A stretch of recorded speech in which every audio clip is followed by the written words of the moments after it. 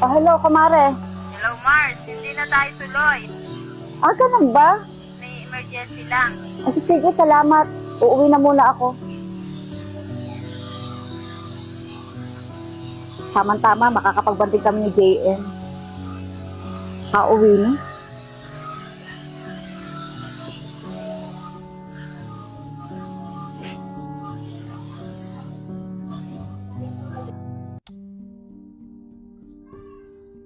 Asan na kaya yun? Hinap pa ako dito.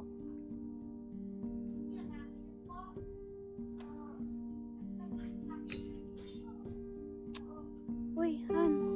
Sorry ha. At nandito kasi ako pumunta ko sa bahay niyo. Akala ko kasi nandun ka. Hindi ko naman alam kung bakit nandito. Bakit kasi ito ni tita. Aalis kasi siya kaya ako muna nagbantay dito sa bahay niya. Nga pala. Alam mo ba, na-miss na kita. Kasi nakikita ko yung mga lips mo, mga lahabi mo talaga. Ano? Parang kang lasing. Hindi naman na. Tara sa loob. Sige, sige. Ay, uy, wait lang. Wait lang.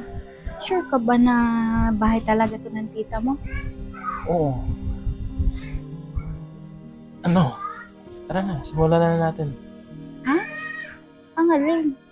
Alam mo na yan, yung ginagawa natin. Alam mo naman, sabit na sabi ako lagi dito sa mga labi mo. Ano ba yan? Dito pa talaga sa bahay ng tita mo? Oo, dito na. Hindi.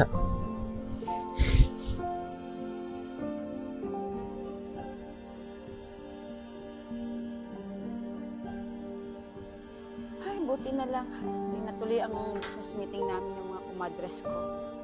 Kaya yakagin ko na lang si JM na